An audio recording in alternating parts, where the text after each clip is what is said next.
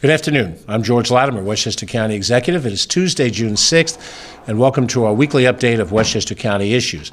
I'll be joined in a few minutes by our Deputy County Executive, Ken Jenkins, and we have a number of different issues that we want to highlight for you while we're together.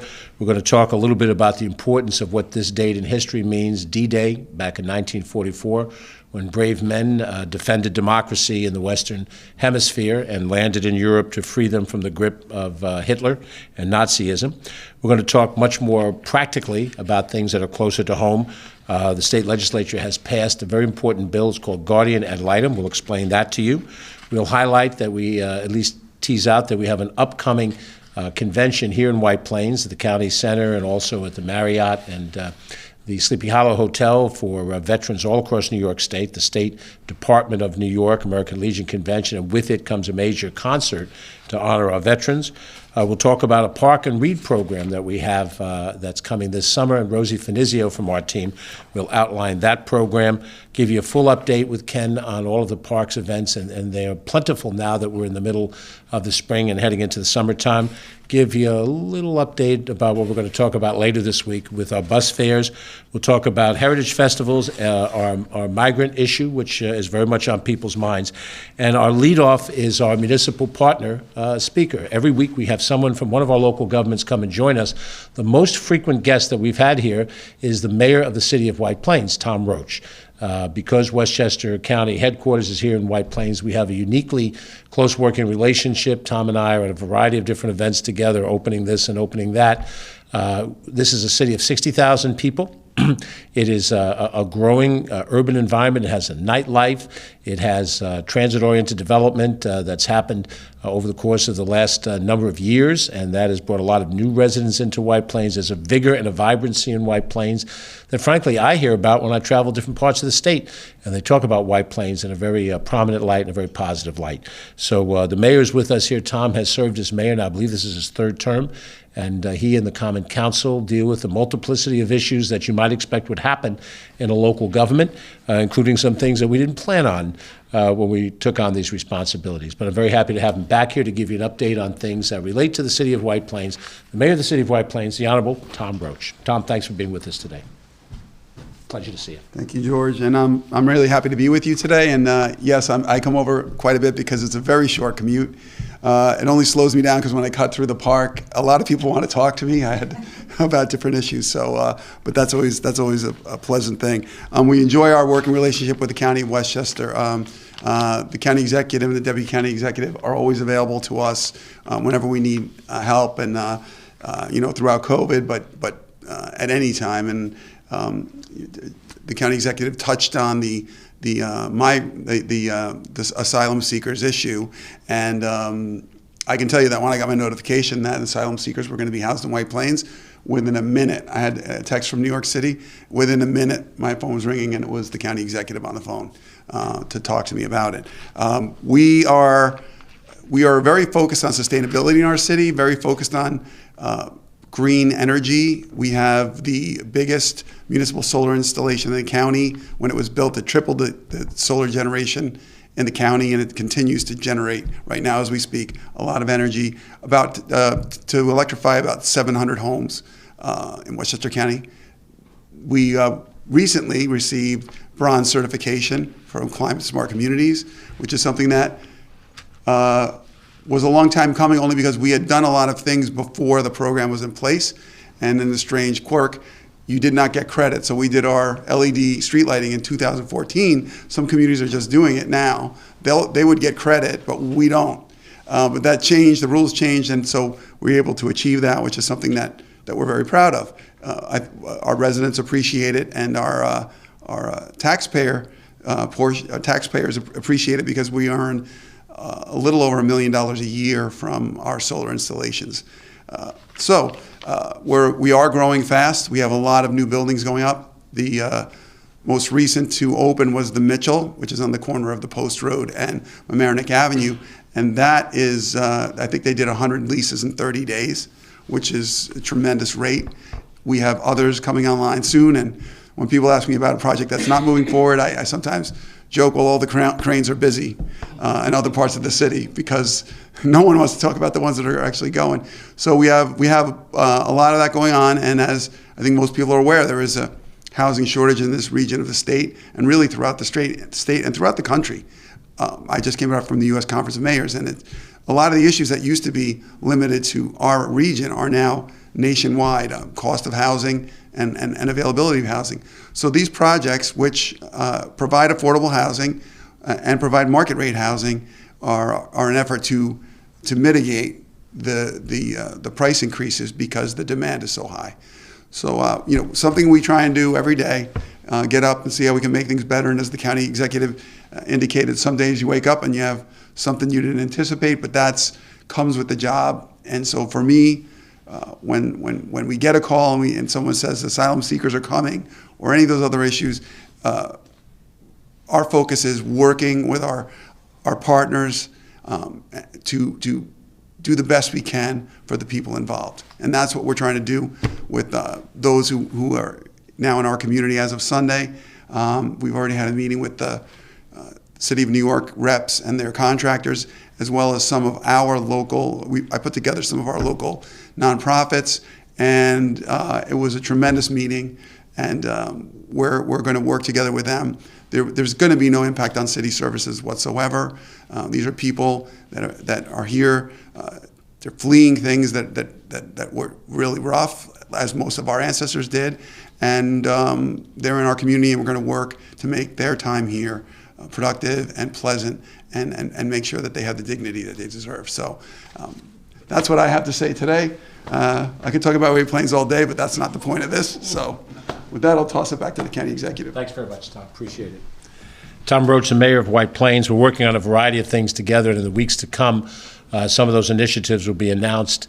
One of the things that we're going to talk about involves our county bus system, in White Plains, along with Mount Vernon, are two of the communities that make the greatest use of our public transit system. So we'll talk about that. Tom, thank you very much for your leadership in White Plains, the members of the Common Council, and the professional staff there.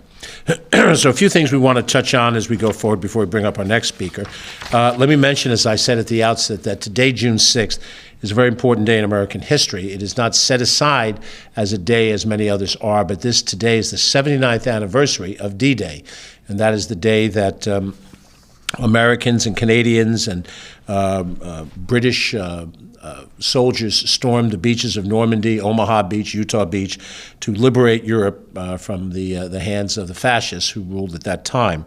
There was more than 150,000 Allied troops, 20,000 airborne troops, and if you saw the movie Saving Private Ryan, for those of us who were born after D-Day happened, you saw at least a cinematic portrayal of what happened that day and how many men lost their lives on the beaches of Normandy to liberate the continent of Europe. And it was an important day. Had we not succeeded at that day, American history and world history would have been written very differently, what would have happened after that.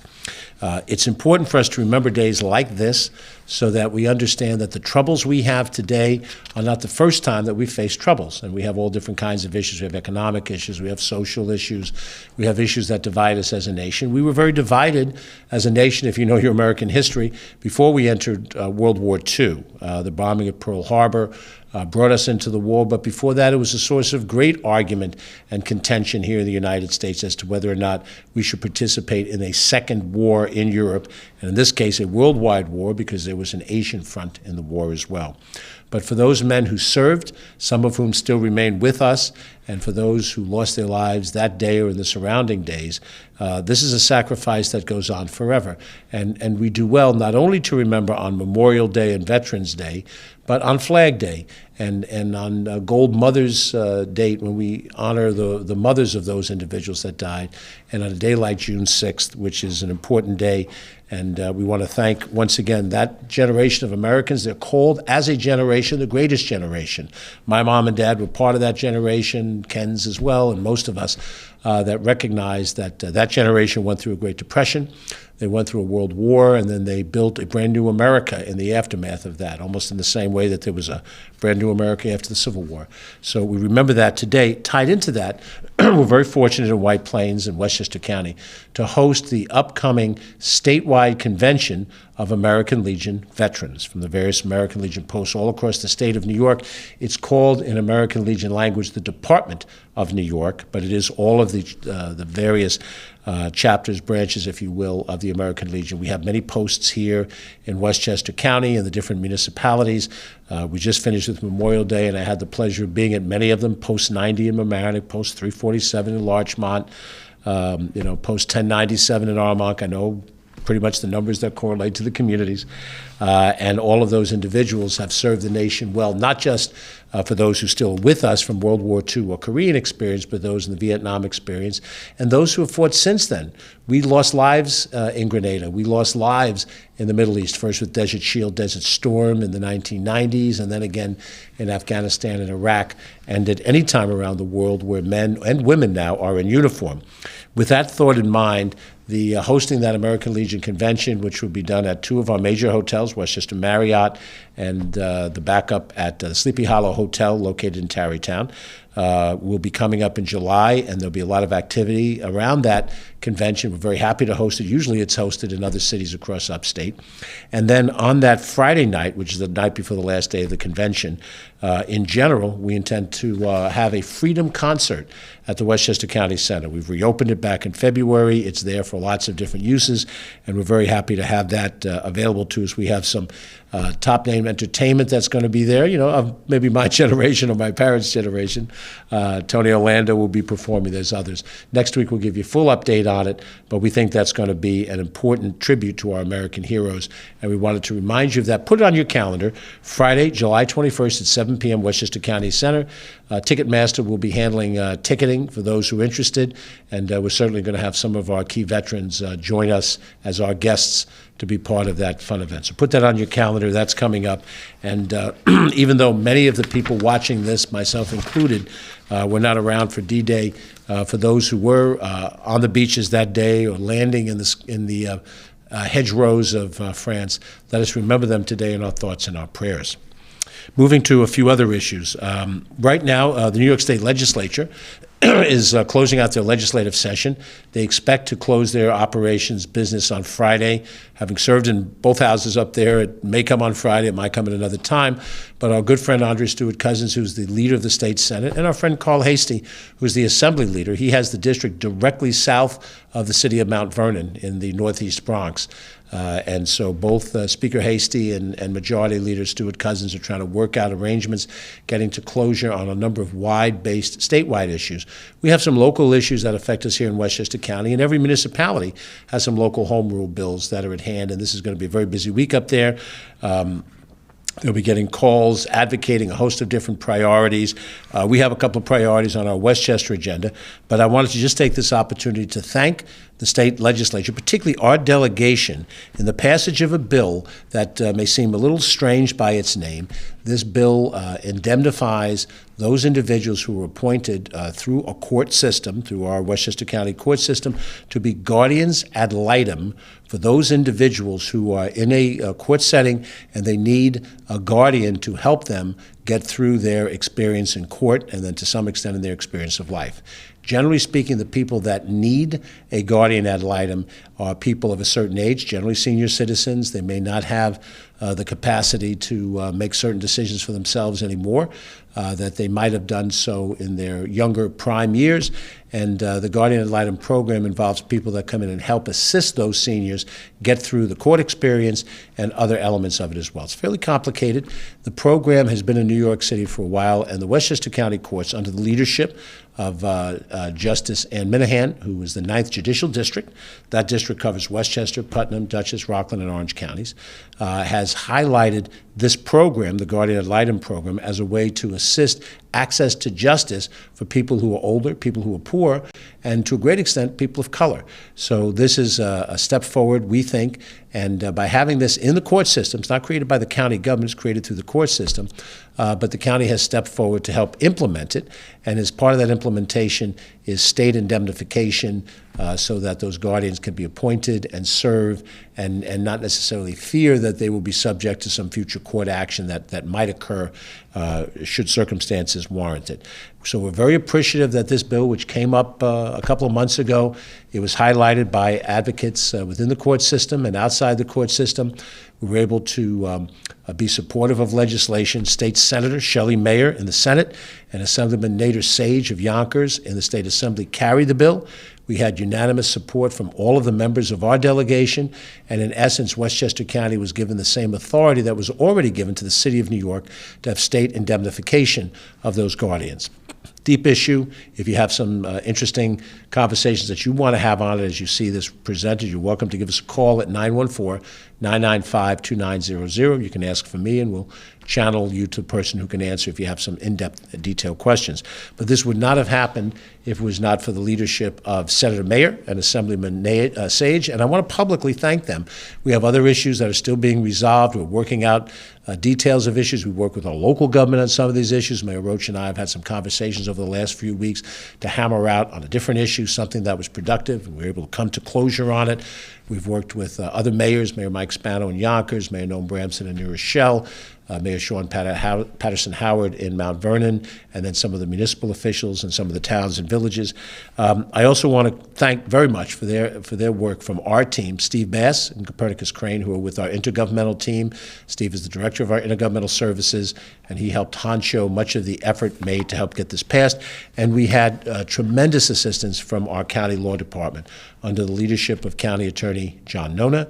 He assigned this to one of his senior lawyers, Susan Kettner, and together they worked to hammer out the legislation, to help defend it in a way that made it possible for the state legislators to present this to their colleagues and to have it passed in both the Assembly and the Senate. And we're grateful. And I want to publicly state that. You hear a lot of criticism of people in public office. I get my share of it. Sometimes deserve it, sometimes I don't think it's deserved, but whatever it is, we try to stand up for the things we believe in. But you don't always hear when something happens and people get credit for that. And I want to credit our state legislators to make sure that they understand that this is something that's appropriate to accomplish the things that we need to do. So nonetheless, thank you for this. The Guardian ad litem program has been accomplished, and we're very happy along those lines. Let me invite our next speaker to come up here. She's going to talk about an important program regarding the parks. And to do that, I certainly want my Deputy County Executive, our Deputy County Executive, Ken Jenkins, to join me at the podium and introduce Rosie Finizio. Rosie has been a part of our administration for the 5.5 years. She's a Pelham resident and has a background in early education, childhood education. She's come into the administration. She's worked in a lot of different capacities. She was a traffic cop for us during our COVID vaccinations in all of these different locations. And those COVID clinics, I went from one community to the next day after day, were like the roadies in a rock group that travels the country. One night they're in Detroit, the next night they're in Chicago, and they break down and set up for Milwaukee. The third night, Rosie, Eddie Contreras, and others did the same thing in vaccinations. But now she's doing something that promotes the joy of reading in Westchester County Parks. It's a little more down the Main Street alley of what her profession does. We're very happy to have her come up here and explain that program, which we're very happy in the county to advance. Rosie Finizio, please. Thank you so much. Good afternoon. I'm Rosie Finizio. I'm a former preschool teacher and private school administrator who is now the Director of Programs and Policies for Childcare and Education for Westchester County.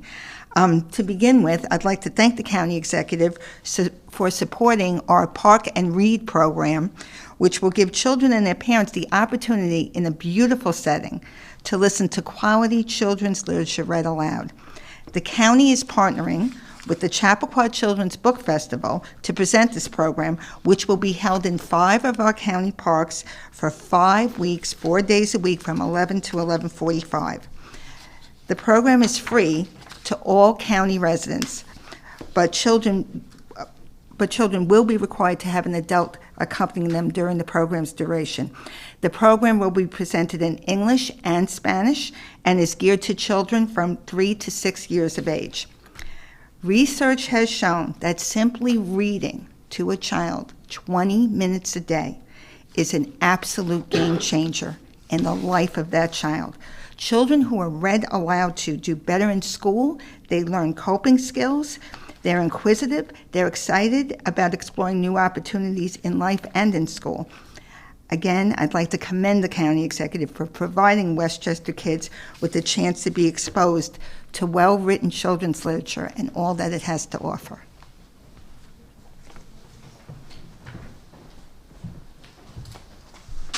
Rosie, thanks for that update, and we just want to highlight some of the locations that the program is going to be in. I'm going to let Ken handle that, and then we've usually asked him to cover other issues that are happening at our local parks, so we'll try to cover all of that together as we go forward. So Ken Jenkins for the locations for this event and the other ones coming up.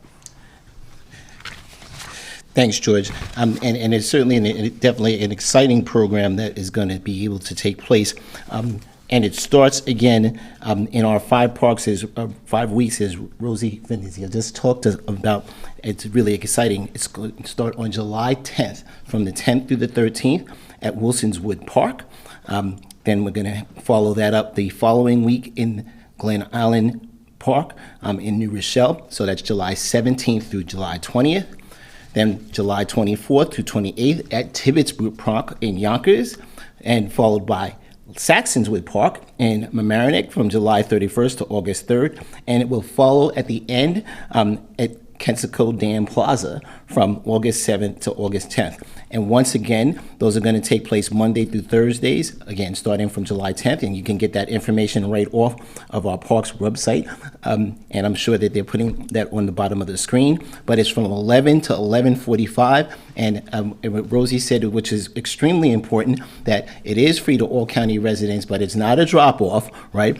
You need to stay there with the child, so a parent or guardian staying with the youngster to be able to hear this particular Park and Read program, outstanding program from the Chappaqua Children's Book Festival and Westchester County. And thank you, Rosie, for even considering and getting that all together. And as County Executive Latimer pointed out, during all of the pandemic, that you had the children's programs that worked in the parks as well, that provided some much needed opportunities for the young folks during the COVID crisis, and then continuing on. So it is an excellent program. We're going to continue with talking about all of the outstanding things that are happening in our parks. Certainly, we are going to continue with Bicycle Sundays. That's going to continue on June 11th from 10 until 2 on the beautiful Bronx River Parkway, starting from about Main Street in White Plains, going down to Scarsdale Road in Yonkers. And last weekend, it was jam-packed. It was a really beautiful day. Not that much heat, even though it was a nice sunny day. Couple cloud covers every down, but it was a wonderful day, and tremendous support from Westchester residents to be able to participate in Bicycle Sundays. I don't know, maybe there'll be something coming up in July as well to continue on Bicycle Sundays. Keep those cards and letters coming to us through info@communications@westchestergov.com or westchestercountyny.gov to be able to let us know what you think about that. But we've heard those ideas as county executive and I have gone around. This week starts the Westchester Magazine Wine and Food Festival, and that starts tonight. Goes through on Saturday, but we have 3 events that are actually in Westchester County facilities. This is the 12th annual Westchester Magazine Wine and Food Festival, started by Ralph Martinelli, a blessed memory for us now, but is continued on by the outstanding team at Westchester Magazine. 12th annual festival, the only one that was skipped, because it would actually be Lucky 13 this year, but there was a skip because of the COVID crisis.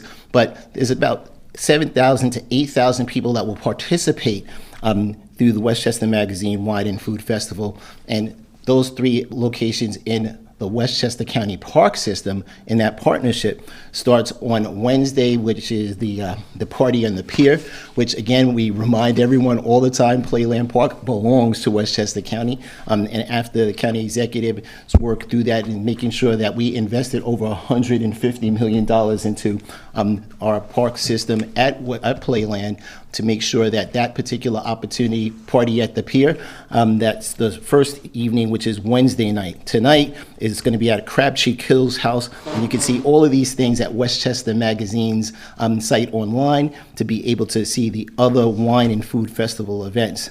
Then it's on Thursday, which is the Burger and Beer Blast at the wonderful Kensico Dam Plaza. It is a wonderful evening, and that evening is going to include naked beef that comes from Stu Leonard's, which they were telling us about last night.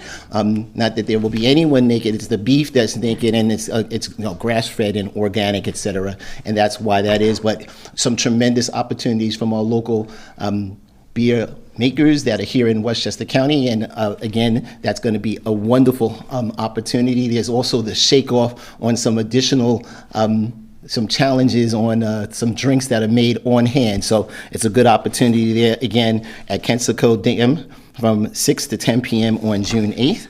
And then we're going to follow it up at the end, but on Friday night, there's certainly something in Yonkers at X2O's at Peter Kelly, and we love Peter Kelly, a Yonkers resident that started things out and has a wonderful opportunity at X2O's, which you'll also see online. But it wraps up again at Kensico Dam Plaza with over 40 plus local restaurants and 200 wines and spirits from 12 to 4 p.m. at the grand tasting event. And again, we're going to have some tremendous opportunities through this particular wine and food program that from Westchester Magazine, and certainly Natasha Caputo, who is our Director of Tourism, continues to highlight this, but it's a great partnership between Westchester County, Westchester Magazine, and all of the fine, outstanding venues, both restaurants and bars and manufacturers and other sponsors that are participating in that event. And certainly that is one of those highlights for us. And finally, we've been talking about this, and again, County Executive Latimer has been highlighting this as we've been talking through the migrant crisis and with our asylum seekers that are here with us, that it's really critically important at this point in time that we highlight the Westchester Heritage Festivals that have been happening continually since we came in office in 2018, and that leadership from County Executive Latimer to make sure that those things happen. And we've already had our Polish Festival, which was kicking things off. That was followed by the Asian American Heritage Festival this past Saturday and the Albanian Heritage Festival on Sunday. And there were over 8,000 people that participated on Sunday. County Executive Latimer and myself were there on Sunday to make sure to welcome all the people in Westchester County. And it's certainly that kind of opportunity that shows what we do in Westchester and how everyone celebrates the similarities between the heritages, and we recognize the differences. Coming up next will be the African American Heritage Festival on Sunday, June 25th. That's from noon until 6 p.m., so that's the next one coming up, followed by our Hispanic Heritage Festival on July 9th. That's also from 12 to 6. Both of those are at the Kensico Dam Plaza. And then we'll continue to talk about the ones that we are going to have following that, including our Irish American Heritage Festival and our Italian Heritage Festival, Indian American Heritage Festival, Jewish Heritage Festival, and our Muslim Heritage Festival, which wraps things up for us here for our heritage festivals. And again, it shows how we all are connected here in Westchester County, having a great opportunity to see festivities and some displays from around the countries, around the world. But we also recognize that we're all in this together, and that is why it's so important for you to come out and enjoy your county park system at Kensico Dam Plaza or Ridge Road Park or wherever the heritage festivals are. And with that, back to you, George. Thanks very much, Ken. A couple of things more that we want to cover. Of course, we're going to discuss the migrant issue in just a second. We want to highlight that, excuse me, we're going to have a press conference the next couple of days, tomorrow I think it is, and we're going to give you some exciting news about the freebie, or the free B line bus service. But you got to watch tomorrow. We'll give an update. Last year, as you know, we suspended fares on the Beeline bus system. There's been a lot of discussion about whether we can do it again this year. There is an expense to the county when we do this. We still have to operate the buses. We still have to pay the drivers through our contract with Liberty Lines. We're still required to charge up the buses now that they're electric or electric hybrid. So it is not free to the county to do this. So we look at our revenue stream and we see if we can provide this as a benefit. And to put this into perspective, New York City would like to do something along the lines of what we did last year. We also did it during the COVID year, and they're still struggling to do it in one or two lines. Their system is massive. Ours, however, is the second largest system in New York State after New York City. So what we're going to announce tomorrow hopefully will be of interest to you. Make a note of it, and we'll be back for that. Also want to give you information that there's a rally this afternoon. It comes at 4 o'clock. It's right out here at the Westchester County Courthouse Plaza. It's located on Dr. Martin Luther King Boulevard in front of the courthouse.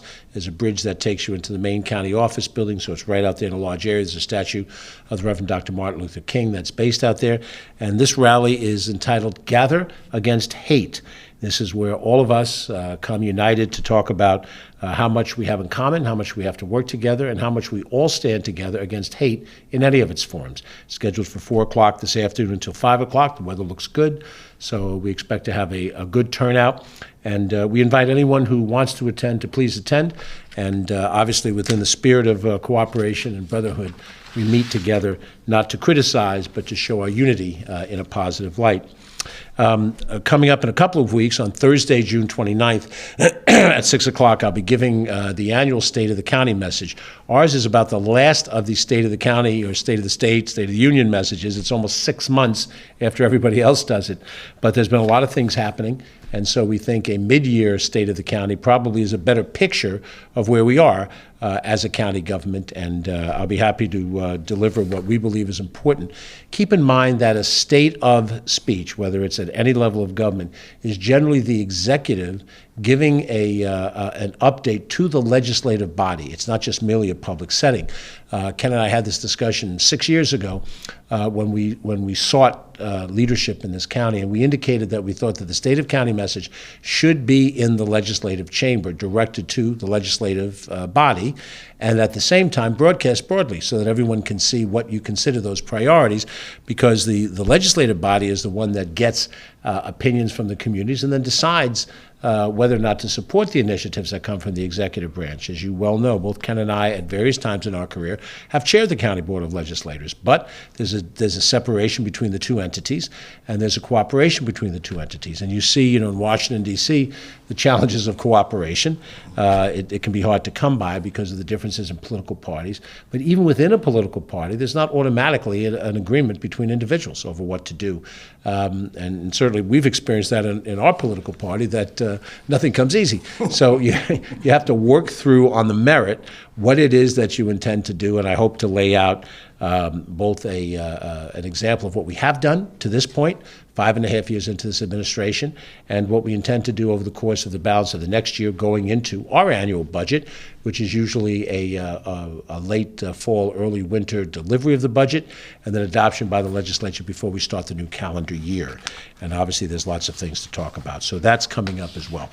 Let me touch on the issue of the day, and I touch on it as the last issue of the day because I want you, if you're watching to find out where we are on the continuing issue of migrants, to know that there are other things that are happening in the county to put this into perspective.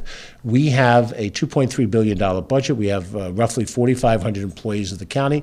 We deliver services through Department of Social Services, Department of Corrections, Health Department, Mental Health Department, Parks and Recreation, Department of Environmental Facilities, a host of different issues, things that we're responsible for. We're repaving roads, and we're doing a host of different things. Many times in public service, it comes down to the issue of the day. People focus on the issue of the day and they comment on the issue of the day as if that is the only issue that's out there. And I recognize that there are sharp divisions in the country over certain issues, and immigration is one of them. People feel very strongly there should not be immigration. They feel very strongly that the borders should not just be secured, but should be closed, and people should not be allowed to come into the country. And of course, we're all entitled to free speech and free thought. And we also have the right to hold a position that isn't in agreement with somebody else's position, as long as we maintain civility in the way we express our opinions, and we avoid violence. And this concept that if you don't agree with me, by hook or crook, I'm going to dominate you. Now, there's a ballot box, and at the ballot box comes the ultimate decision of what direction to go in. And those elections come in cycle. So no one direction is permanent. There's an opportunity in a year, 2 years, 3 years, 4 years to change direction if the majority of people feel that way. And I say all of those things to remind you of what democracy is. Democracy is not necessarily unified thinking, but it's a unified end result that where we have common interests, the rising tide rises all boats. So we can disagree about how we want to handle these things. I've talked a lot in the last few weeks about the migrant issue. I'm not going to repeat the things I've said in past weeks. Let me give you an update of where we are today. As it stands now, we're about 5 weeks, maybe 6 weeks, since Mayor Adams of New York City began the process of trying to site some housing outside of the boundaries of the city of New York. We have 2 placements now. That's one more than we had a week ago. We have 2 placements of those migrant asylum seekers here in Westchester County. The original placement of a couple of weeks' duration now in Yonkers at the Ramada, which has been renamed the Plaza Esperanza, the hope, dream areas that represented by that. There has been an allocation of 58 guest rooms. The occupied number of rooms is not always static, but right now there's 58 rooms that have been set aside. There are 55 families. Total number of people, about 160 people, primarily adults, about half as many children. The children that have been targeted in both of these 2 locations are preschool-age children, so they're not yet necessary to provide an education function for them. In the Yonkers location, the West Tab Incorporated organization, CEO Rich Nightingale, has been contracted by the city of Yonkers to help provide certain local services that the city is providing, and the county, which is working with the city, as we are in White Plains in a complementary fashion, is working with the advice and assistance of Neighbors Link out of Mount Kisco to provide some of these services. You should know that the countries of origin of these migrant asylum seekers are not simply Latin American countries. They do involve the countries of Latin America, Venezuela, Colombia, Honduras, Ecuador, Brazil, Mexico, Nicaragua, but they're also including individuals in this location who have sought asylum and approached America through the southern border from Afghanistan, from Turkey, from Romania, from Kyrgyzstan, from Russia, from China, from other parts of the world as well, Romania, Nigeria, Trinidad, Tobago. And in each of those different areas, these folks speak a variety of languages, which makes our management task a little bit more difficult. We all understand that Spanish is the language of Latin America, and that largest cohort of immigrants come from Latin American Spanish-speaking countries. But some of the immigrants here speak French, Russian, Farsi, Turkish, Portuguese, Cantonese, and Romanian. So we have a managerial challenge in working effectively with those groups. That is at the Yonkers location. It's about 3 weeks, roughly speaking, in duration. As of last night, we received, actually it's Sunday night into Monday, we received a second placement of individuals at a hotel in the borders of White Plains located on Central Avenue. 16 rooms are currently occupied. The block, I think, is for 29 rooms. It's 46 people. They're all families with young children. And as you heard Mayor Roach, we're interacting, as we do with Mayor Spano in Yonkers, we're interacting with Mayor Roach in White Plains to provide similar services to make sure that we manage this as effectively as we can. We know that we've got a lot of work to do ahead of us, and of course, I will repeat this portion of it so that you know that it is very much on our mind. There is a problem in our immigration system. It can only be solved by federal action. The federal administration and the Congress still have failed to sit down, assess the demand that's coming at our border, and how to manage or handle that demand in some effective way. Absent that, those individuals who have come into the country legally, sought asylum, have to be assessed to determine if they are warranted getting asylum or not. That process has been too long and too laborious. So while they're waiting for their cases to be adjudicated, they stay at the border, which has created a tremendous crisis along the southern border, and particularly in Texas, although it's not immune in Arizona, New Mexico, and California as well. The governor of Texas, Governor Abbott, has determined that he was going to put some number of migrants on buses and send them outside of Texas. Now, he has chosen to send them to New York City, Washington, D.C., and Chicago, and there's a certain amount of politics and strategy involved in that. But rather than get caught up in a political conversation, the mechanics of it is that New York City, which has on its books a right to shelter law, is required by their own law to accommodate those people that get off a bus in the Port Authority of New York and provide shelter for them. This has caused a great expense to New York City and an operational nightmare in terms of handling this kind of an infusion of people. Ultimately, after a year of doing this isn't something that's happened a couple of months ago, Mayor Adams has determined that he cannot handle all of it within the bounds of the city of New York, and therefore you now have placements. There have been placements in Poughkeepsie, in Newburgh, now in Albany, outside of the city of Albany, in an adjacent town. And there's discussion that placements may occur elsewhere in the state of New York, coming out of New York City, because they're coming out of Texas, being sent to New York City, and then out of New York City, they're relocated. The proper response to this has to be a nationwide strategy. It cannot be a couple of places take the burden, be it Texas and at the border states, or a New York, because New York City happens to have this law. We have argued before, we've said it, I covered the letter last week, that we've asked the federal government to establish a satellite immigration court here in White Plains, where we have a federal courthouse, to adjudicate these cases of people that are sent here to Westchester County and to the other Hudson Valley counties. Now, there's a court in Manhattan, and they can certainly deal with all of those who are still based in Manhattan. But we think if you're going to be placed in Westchester and Rockland, Putnam, Dutchess, Orange County, and so forth, you should have an expedited adjudication of the case, because they're a long way away from the border and they're a long way away from the big city. And we cannot wind up having folks over an extended period of time like this. We've also argued for an expedited work arrangement so that people who are here, they say they're going to work. There are entry-level jobs that go wanting. Those who are here, citizens who are here, don't choose to work on those jobs. You see the signs up in every diner. I tend to be a diner kind of guy, so I go into the diner. We need busboys, we need waiters, we need cooks, folks who are doing gardening work right now. This is the season for that to happen, and there's not enough employees at that level. So there are jobs available, and we would like to see the federal government allow us to have these folks be able to work. As a county government, we have certain normal responsibilities that we provide off the board. The two that come to mind most frequently, and there are other ones. One of them is the requirements at public health. We're told that the individuals who have gone through certain vetting at the border before they're awaiting adjudication have been vaccinated. But we make sure that there is a checking to make sure they have been vaccinated, that we can verify, and not just for COVID, which is the most recent vaccination, but all of the childhood diseases that may or may not have been vaccinated against in a rural section of a country in Latin America or in one of these other countries around the world, where our standard of health care is very different from the standard of health care that they have. So we are prepared as a county government to make sure that the people who are here are properly vaccinated. Whether we administer the vaccinations or they were previously administered, we want to make sure that we prevent any spread of any diseases. That is our responsibility and commitment to the existing residents of Westchester County. We also will use our county police to complement the local police in the community. Now, both the White Plains Police Force and the Yonkers Police Force, which are the ones involved in the two settings right now, are large police forces, very professional groups of people. The county backup is available to them, most likely not immediately necessary to them given the size and scope of who's here. But we don't know if there'll be placements in smaller sized communities. A village may have a very small police force, may not have all the manpower they need. The people they have are professional, but they don't staff up for this kind of a situation. So we're prepared to do that.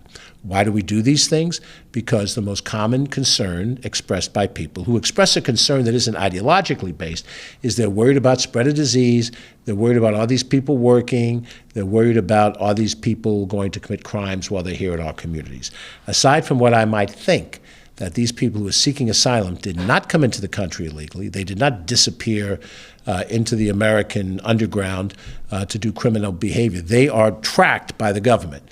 But nonetheless, we know that we've got to ensure that there's safety, we have to ensure that there's medical facilities, and then other programs that complement that. Rosie's reading program is a good thing. When we have a bus system that provides some transportation, that there's transportation involved, that somebody's going to work and they need transportation to where they go to work, well, they're going to start out with a couple of months with some assistance from the county. The core philosophical disagreement exists in the society. If you're watching this and you believe that immigrants should not be in this country, there isn't a thing I can say that will be satisfactory to you.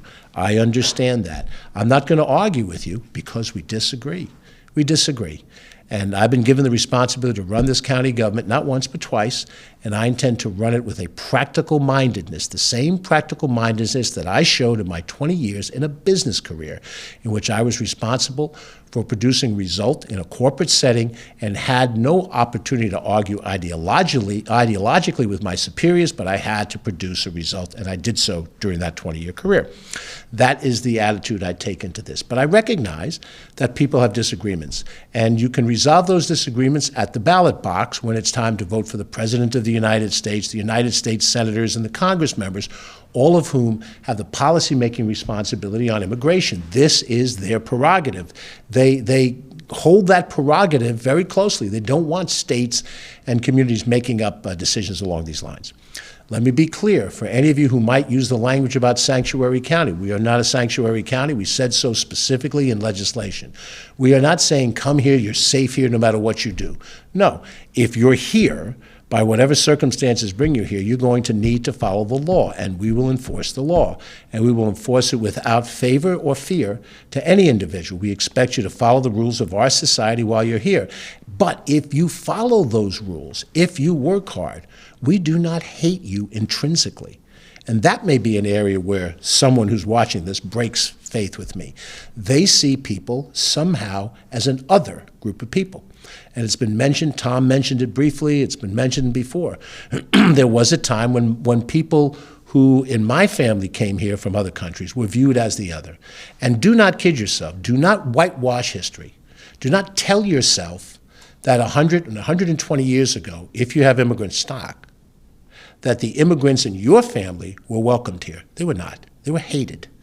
I'm of Irish and Italian descent. I have a few other ethnicities involved in it.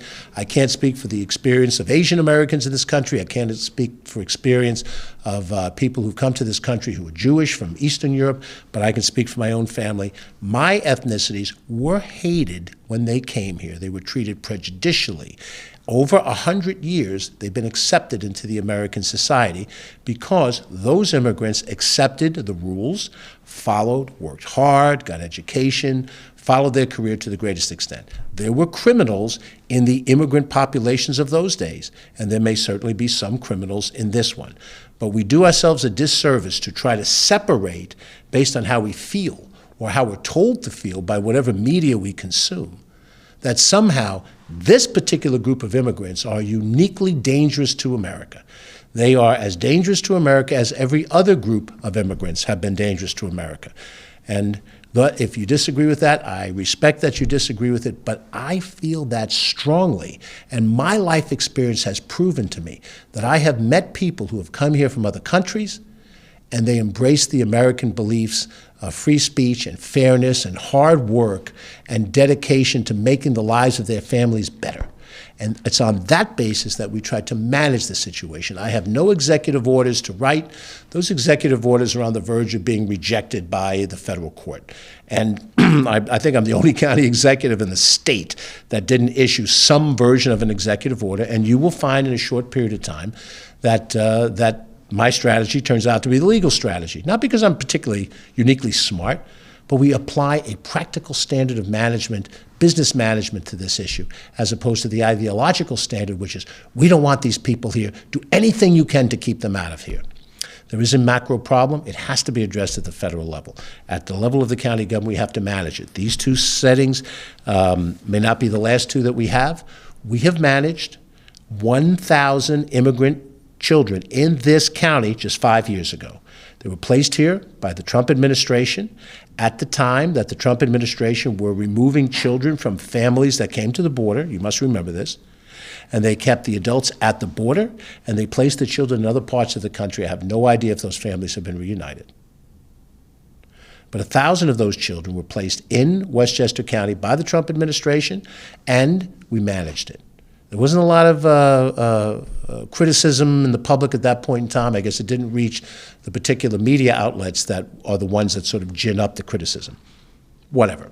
We managed that process. They were here 6 months, 8 months. I'm not sure how long they were here, in 4 locations. No incidents of crime, no incidents of spread of disease, nothing outrageous other than the reality that we had a federal program and we dealt with it as reasonably as we could. So I close our update by highlighting that we will update this particular issue each time we meet. I will generally make it the last topic of the day, so I would like for you to listen to what we're doing in the parks. I'd like for you to listen to the Reading in the Parks program, which is an excellent program. I'd like you to be aware that we honor our veterans, and we have a major concert coming up to honor our veterans. I'd like you to realize that we're watching what happens in the state government, and we're administering programs of all sorts so that you understand the full scope and vision of this government, and you don't distill this government into one single issue that might be the issue of the day. But we're all free Americans. You're entitled to your opinion, and I'm entitled to mine. I'm George Latimer, Westchester County Executive. Thank you for watching, and have a good day.